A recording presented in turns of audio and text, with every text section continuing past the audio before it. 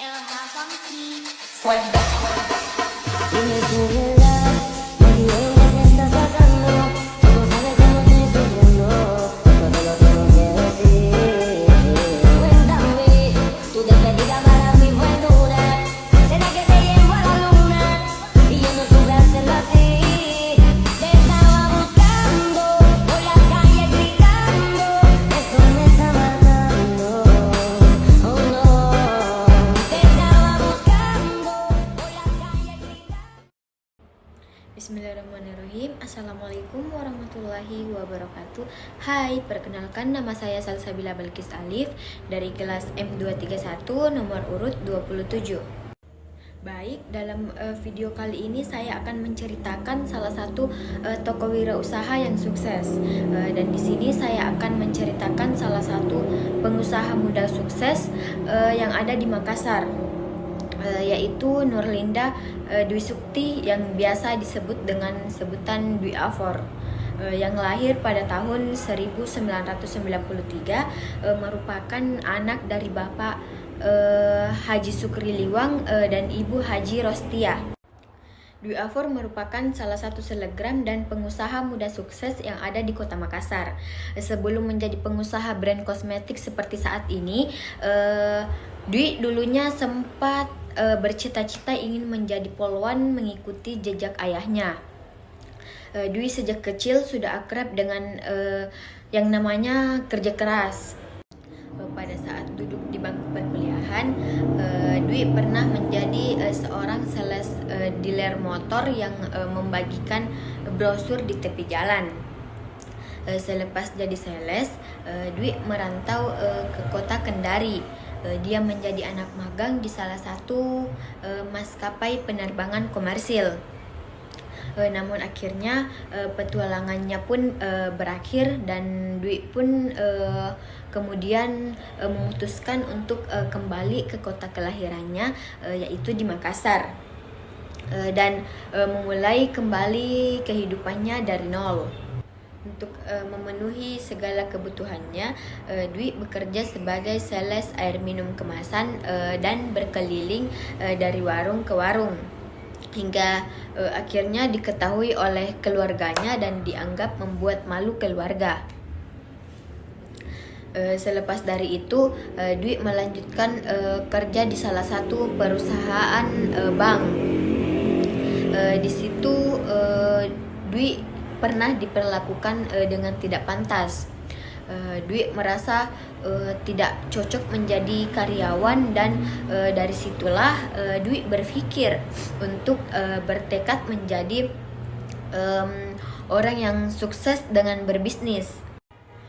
Modal awal Dwi pada saat itu hanya sebanyak 500.000, sampai akhirnya Dwi memutuskan untuk mendirikan perusahaan sendiri sejak tahun 2018 lalu, yang dimana nama perusahaannya itu bernama Afor Neojaya.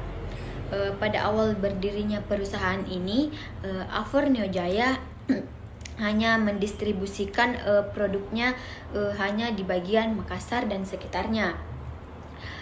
Namun seiring berjalannya waktu, permintaan produknya meningkat secara signifikan dari waktu ke waktu. Sampai pada tahun 2019, Afor Neojaya telah didistribusikan ke seluruh Indonesia, bahkan sudah sampai ke Malaysia dan Singapura. Semua itu karena komitmen mereka dalam memberikan kualitas dan pelayanan terbaik untuk pelanggannya. Produk mereka juga diproduksi menggunakan kualitas dan standar tertinggi. Juga seluruh produk mereka telah bersertifikat BPOM, sehingga terjamin keamanannya untuk digunakan oleh semua kalangan masyarakat. Dengan didirikannya perusahaan itu, Dwi juga memiliki visi untuk bisa memberikan manfaat besar bagi orang lain. Selain itu, Dwi juga terus memberikan inovasi yang bisa mengubah hidup masyarakat di Indonesia dengan memberikan peluang bisnis yang sangat menguntungkan. Dwi juga memberikan peluang kepada siapapun yang ingin menjadi agen dan distributor produknya. Harapan Dwi bisa membantu hidup mereka bersama Avor Neo Jaya.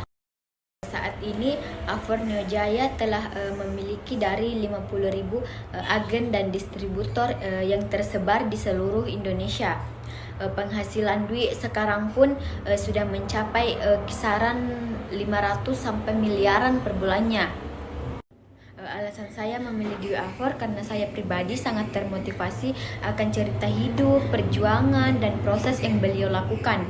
Bukan hanya cerita hidupnya yang dapat memotivasi banyak orang, akan tetapi beliau juga memiliki kepribadian yang baik serta senang menolong sesama manusia. Sehingga beliau adalah sosok inspirasi bagi semua orang dan juga sebagai pengingat bahwa siapa saja pasti memiliki potensi untuk mencapai apa yang dia inginkan apabila disertai dengan usaha dan doa. Baik, itu saja, kurang dan lebihnya mohon dimaafkan. Wabillahi taufiq wal hidayah. Wassalamualaikum warahmatullahi wabarakatuh.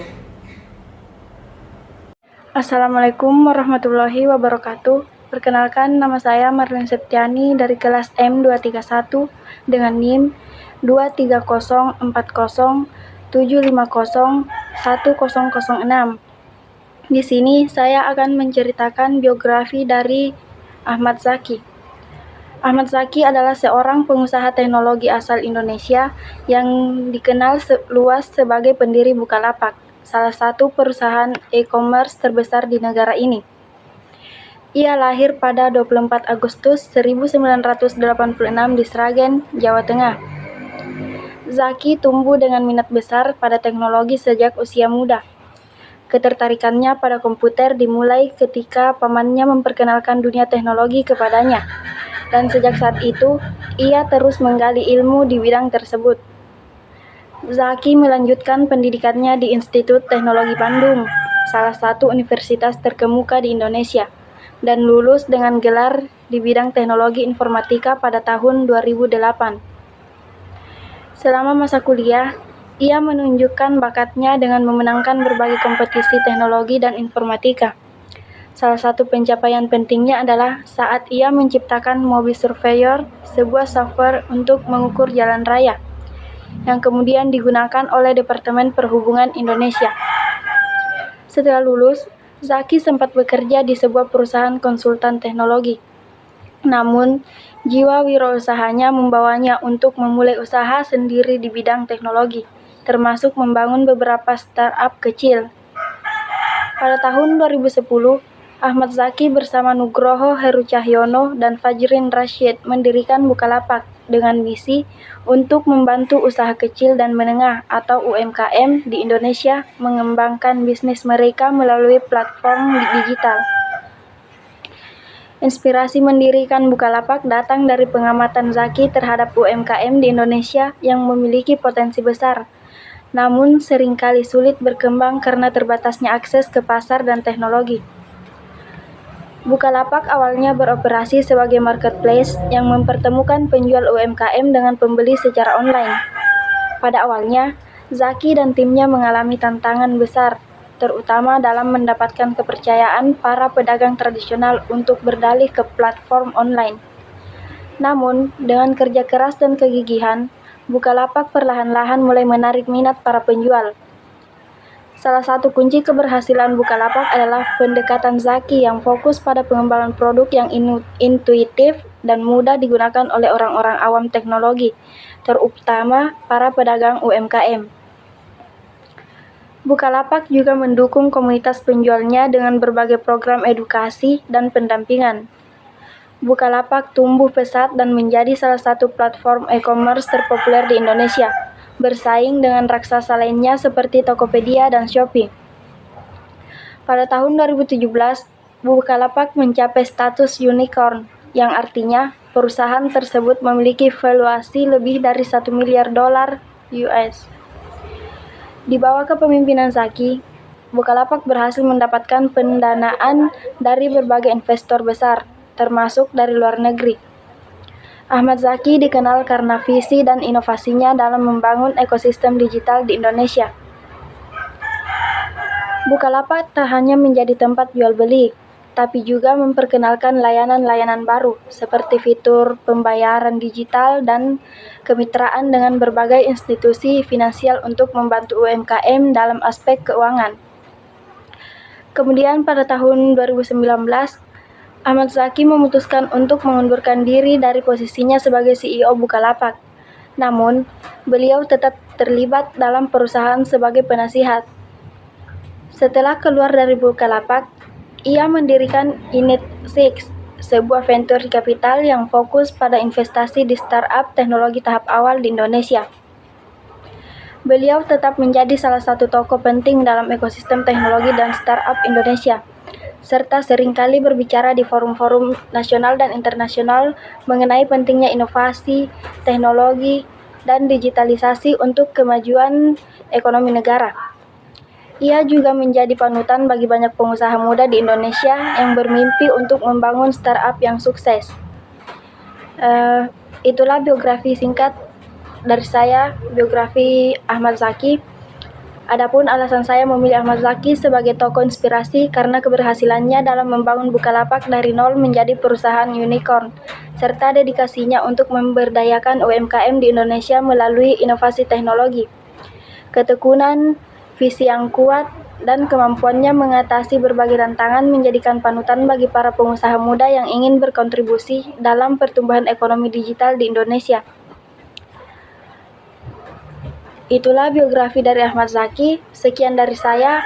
Semoga kisah perjalanan dan kesuksesan beliau dapat memberikan inspirasi serta motivasi bagi kita semua untuk berinovasi dan berusaha mencapai impian, terutama dalam dunia teknologi dan wirausaha. Terima kasih. Wassalamualaikum warahmatullahi wabarakatuh. Halo, Assalamualaikum warahmatullahi wabarakatuh. Perkenalkan, nama saya Mesya Triani dari kelas M231 dengan NIM 230407501012. Nah, teman-teman sekalian, adapun video ini saya buat dengan tujuan untuk menyelesaikan tugas kewirausahaan, yaitu mencari kewirausahaan sukses ataupun pebisnis sukses yang ada di Indonesia maupun di daerah.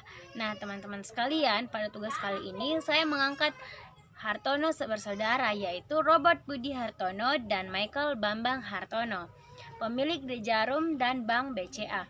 Meskipun bergelimang harta, teman-teman sekalian, mereka tetap hidup sederhana layaknya warga biasa. Nah, dari kesuksesan mereka, ada banyak kisah inspiratif nih yang bisa kita tiru. Adapun profil Robert Budi Hartono dan Michael Bambang Hartono. Robert Budi Hartono dengan nama asli Oh Yang Jong yang lahir pada 28 April 1941 di Semarang. Kemudian pendidikannya yaitu Fakultas Ekonomi dan Bisnis Universitas Diponegoro. Kemudian Michael Bambang Hartono dengan nama asli Oh Yang Siang yang lahir pada 2 Oktober 1939 di Semarang, mengembangkan bisnis rokok The Jarum milik sang ayah. Robert Budi Hartono mulai terjun ke dunia bisnis ketika ayahnya Oh Wingguan membeli perusahaan kecil di bidang Graphomom cengkeh yang hampir bangkrut bernama MV Murup. Lalu perusahaan tersebut berganti nama menjadi Jarum pada tahun 1951 dan ternyata sukses di pasaran. Tak berjalan mulus, perusahaan tersebut hampir lenyap pada tahun 1963 akibat kebakaran. Tidak putus asa, ia dan sang ayah pun membangun kembali perusahaan tersebut hingga memodernisasi peralatan pabrik mereka.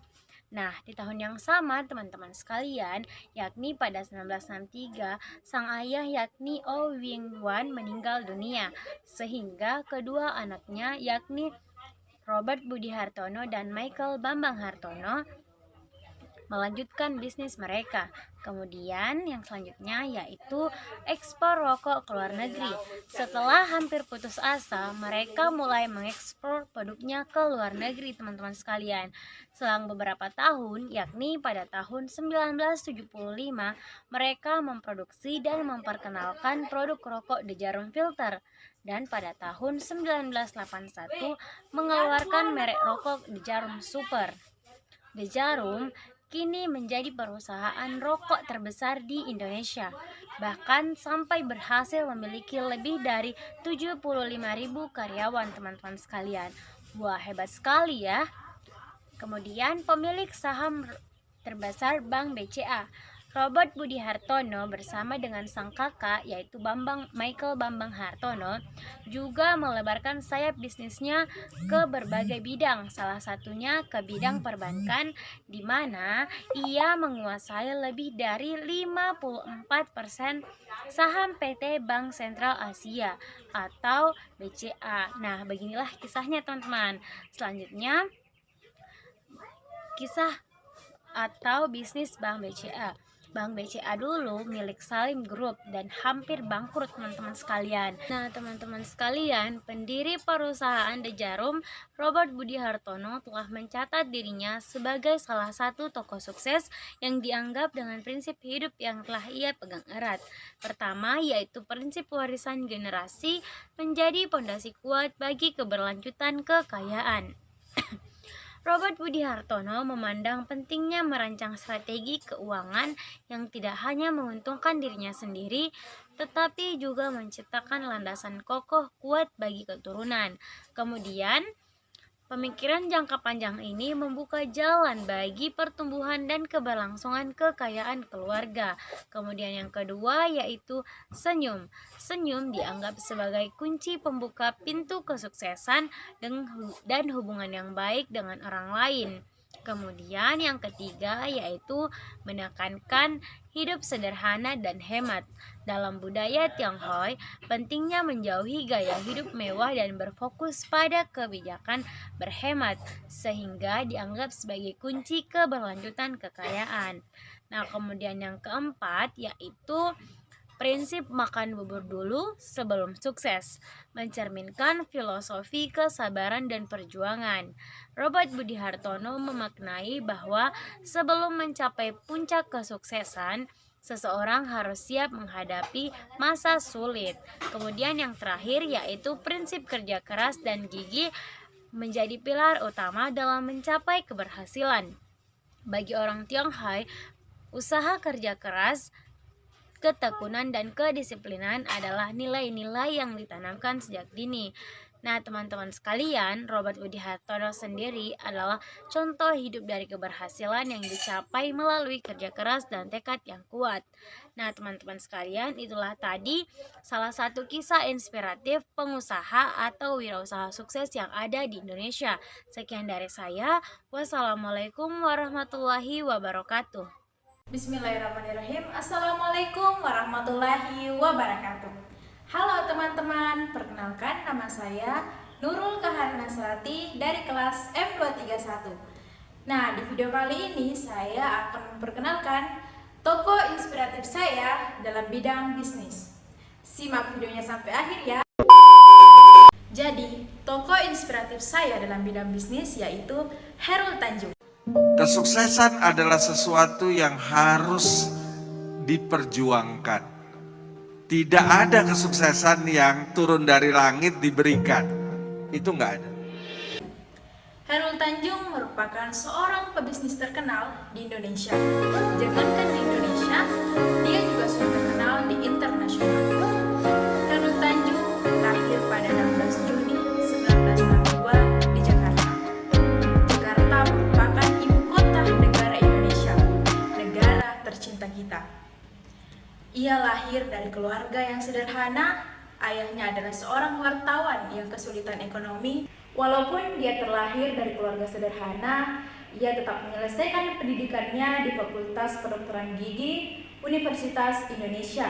Namun, dia memilih untuk melanjutkan karirnya di dunia bisnis daripada menjadi seorang dokter gigi.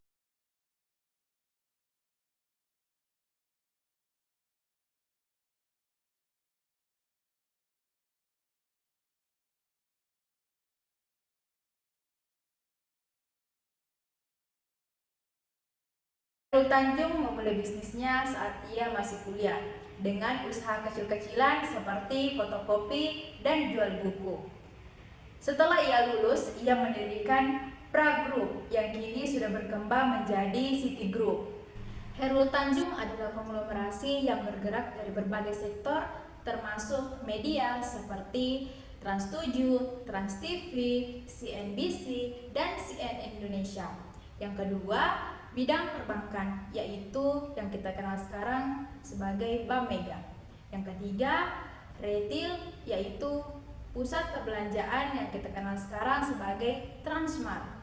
Dan yang terakhir yaitu properti dan taman hiburan yang sekarang sudah terkenal di Indonesia, yaitu Trans Studio Makassar dan Trans Studio Bandung. Dalam sektor perbankan dan media adalah dua dari usaha Hairul Tanjung di bawah naungan City Group. Selain menjadi pengusaha sukses, Hairul Tanjung juga aktif dalam bidang sosial melalui City Foundation yang berfokus pada pendidikan dan pemberdayaan ekonomi. Hairul Tanjung juga pada tahun 2014 ia sempat menjadi Menteri Koordinator Perekonomian. Hairul Tanjung juga dikenal sebagai sosok yang menginspirasi dengan julukan anak singkong dan merupakan salah satu orang terkaya di Indonesia.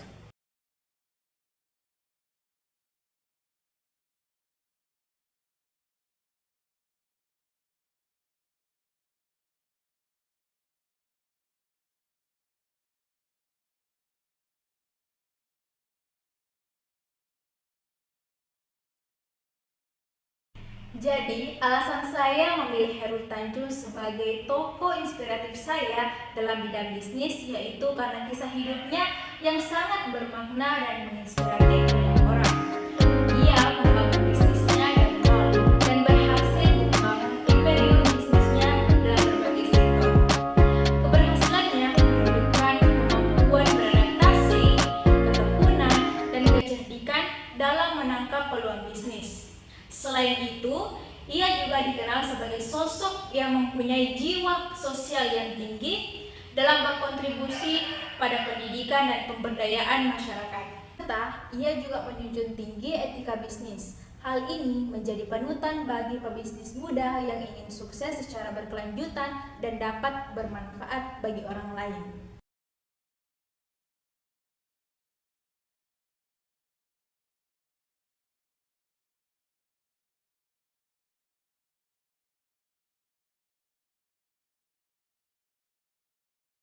Saya akan menutup video kali ini dengan sebuah pantun.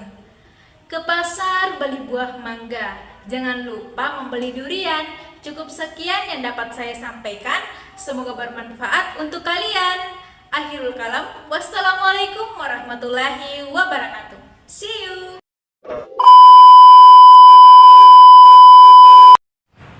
Assalamualaikum warahmatullahi wabarakatuh.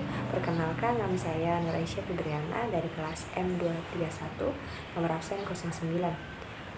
Pada video kali ini saya akan membahas seorang wirausaha sukses di Indonesia. Biografi yang saya ambil yaitu Heri Tanusudibjo, seorang wirausaha sukses di Indonesia. Baik, selanjutnya biografi Heri Tanusudibjo. Heri Tanusudibjo adalah salah satu wirausaha sukses di Indonesia. Lahir pada tanggal 26 September 1965 di Surabaya, Jawa Timur. Heri dikenal sebagai pendiri, pemilik, dan CEO dari MNC Group, sebuah konglomerat besar yang bergerak di berbagai sektor, terutama media, jasa keuangan, dan properti. Kesuksesannya di dunia wirausaha telah menjadikannya salah satu tokoh yang disegani di Indonesia dengan pengaruh besar di dunia ekonomi dan politik. Heri Tanu, sapaan akrabnya, menyelesaikan pendidikan tinggi di Kanada. Ia meraih gelar sarjana akumulasi bisnis dari Carleton University, Ottawa, Kanada. Setelah itu, ia melanjutkan pendidikannya dan memperoleh gelar Magister Administrasi Bisnis dari Universitas Ottawa. Dengan latar belakang pendidikan internasional yang solid, Heri kembali ke Indonesia dan mulai perjalanan karirnya yang gemilang di sektor keuangan. Perjalanan bisnis Heri Tanusudibjo dimulai pada akhir 1980-an dengan mendirikan PT Bakti Investama, sebuah perusahaan investasi yang bergerak di bidang sekuritas dan jasa keuangan. Melalui perusahaan ini, Heri mulai membangun pijakan awalnya di dunia bisnis. PT Bakti Investama mengalami pertumbuhan pesat berkat kemampuan Heri dalam mengelola investasi dan membaca peluang pasar. Namun, titik balik dalam karirnya datang ketika Heri memasuki industri media. Pada tahun 2001, ia mengakuisisi Bimantara Citra, sebuah perusahaan media besar yang kemudian menjadi fondasi Media Nusantara Citra atau MNC. Di bawah kepemimpinannya, MNC berkembang pesat dan menjadi konglomerat media terbesar di Indonesia dengan menguasai berbagai stasiun televisi terkemuka seperti RCTI, Global TV, dan iNews TV. MNC Group tidak hanya terbatas pada media, namun juga merambat ke sektor properti melalui MNC Land serta jasa keuangan melalui MNC Bank dan MNC Sekuritas.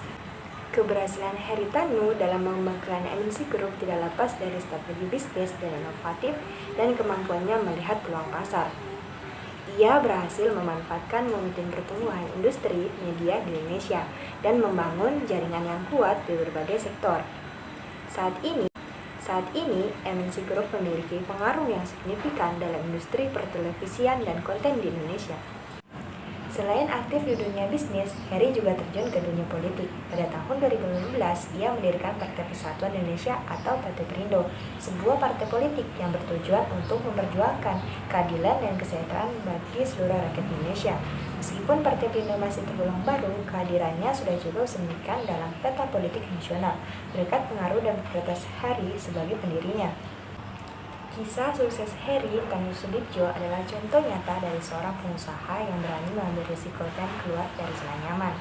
Berawal dari sektor keuangan, Heri kemudian melakukan lompatan besar dengan masuk ke industri media, yang saat itu masih didominasi oleh pemain-pemain besar.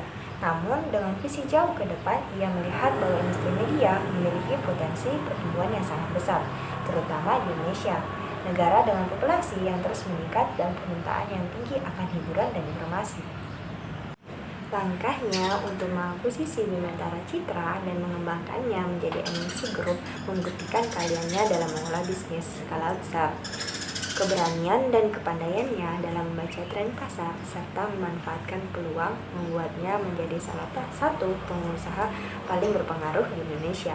Di bawah kepemimpinannya, MNC Group terus berinovasi dengan memperluas bisnisnya ke berbagai sektor lain, termasuk properti dan keuangan, menjadikan konglomerat tersebut sebagai salah satu yang terbesar di Asia Tenggara. Heri Tanu Sudibjo juga dikenal sebagai sosok yang tahan banting dalam menghadapi tantangan. Selama karirnya, ia berhasil melewati beberapa krisis ekonomi global dan nasional yang mengguncang berbagai sektor bisnis di Indonesia. Meskipun banyak perusahaan yang terpuruk, Heri mampu mempertahankan dan bahkan mengembangkan usahanya. Kegigihan, kemampuan, adaptasi, serta inovasi dalam menghadapi perubahan teknologi dan meningkat pasar adalah faktor-faktor kunci yang menjadikan dirinya sebagai salah satu pengusaha paling sukses di Indonesia. Alasan saya mengambil Heri Tanu Sudibjo sebagai tokoh inspirasi. Saya memilih Heri Tanu Sudibjo sebagai tokoh inspirasi karena perjalanan hidupnya mencerminkan banyak nilai yang sangat penting dalam dunia kewirausahaan.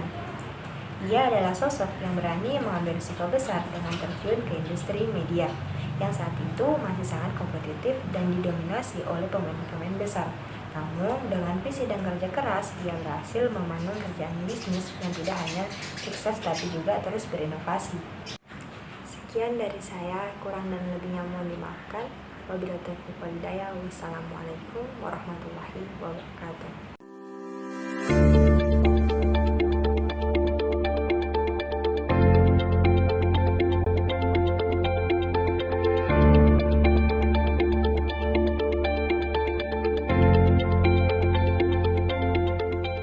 Assalamualaikum warahmatullahi wabarakatuh. Halo teman-teman, perkenalkan saya Andini Aulia Asyifa dari Universitas Negeri Makassar, Prodi Pendidikan Guru Sekolah Dasar. Di video kali ini, saya akan menceritakan seorang tokoh atau owner yang membuat saya termotivasi. Dia adalah seorang owner Davina Skincare. Dia bernama Melvina Husyanti, lahir di Tebo Ulu, Jambi pada tanggal 15 November 1996. Melvina merupakan orang susah dan memiliki banyak adik. Ibunya hanya kuli potong karet, sementara ayahnya usaha jualan di gubuk kayu milik temannya. Melvina Husyanti mulai merantau ke Palembang pada tahun 2014, usai lulus SMA di kampung halamannya. Dengan hanya berbekal uang 250.000 saja. Awal merantau, Melvina cuma menjadi karyawan konter HP dan gaji 1,5 juta pada saat itu. Tak lama ia bertemu dengan suaminya Dadang Mudung dan menikah di tahun 2016. Mereka dikaruniai anak pertama, Davin. Pada tahun 2017, Melvina mulai berjualan skincare tanpa merek, yang menjadi cikal bakal Daviana Skincare. Karena melihat wajahnya yang can glow up, teman-teman Melvina pun penasaran dan mulai banyak membeli. Usahanya kian sukses hingga pada tahun 2019. Usahanya terus berkembang hingga pada tahun 2020. Ia berhasil membeli tanah dan membangun rumah mewah. Usahanya terus berkembang. Daviana Skincare pun memiliki sejumlah anak usaha seperti Daviana Slim Beauty, Daviana Color Glow, dan Daviana Clinic. Dia juga berjualan daster dari Tanah Abang di Vinada Official.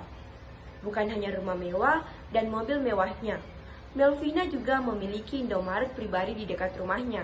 Bahkan, belum lama ini ia menyewa gudang pernikahan hanya untuk packing produk dagangannya yang laris manis. Ia sangat dikenal dengan gaya berbisnisnya. Ia tidak hanya memulai bisnisnya dengan toko kecantikan saja, tapi ia juga mempromosikan produknya di berbagai platform penjualan online seperti Shopee, TikTok, dan lain-lain. Bahkan, Daviana sentuh top pertama penjualan sebanyak 1 Indonesia dalam 1 hari. Sampai saat ini, usahanya terus berkembang dan mengeluarkan beberapa produk seperti sunscreen, sabun pampir, retinol, dan berbagai jenis krim yang akan disesuaikan di berbagai masalah dan jenis kulit. Saat ini ada pun produk yang diperebutkan oleh orang-orang yaitu HB Dosting yang memiliki banyak manfaat, salah satunya yaitu melembabkan dan mencerahkan. Dan sekarang juga Melvina Husyanti memiliki karyawan kurang lebih ratusan orang. Oleh karena itu, dari cerita Melvina Husyanti yang dulunya seorang anak yang susah dan memilih untuk merantau dengan membawa uang 250.000 saja, kini bisa menjadi seorang anak yang sukses dan dapat membanggakan kedua orang tuanya serta dapat menyekolahkan dan membiayai adik-adiknya. Bahkan, Melvina Husyanti sudah menaikkan ke tanah suci kedua orang tuanya dan juga mertuanya. Dari cerita Melvina Husyanti, kita juga dapat belajar bahwa untuk membangun bisnis yang sukses, kita harus memulai dari hal yang kecil dan bermimpi besar. Sukses tidak terwujud hanya karena sebuah langkah besar, melainkan sekumpulan langkah kecil yang dilakukan secara konsisten. Oleh karena itu, setelah teman-teman melihat video ini dan mencari tahu lebih dalam proses kesuksesan owner Daviana Skincare, kalian dapat menjadikan inspirasi dan termotivasi. Sekian yang dapat saya sampaikan di video kali ini. Wassalamualaikum warahmatullahi wabarakatuh.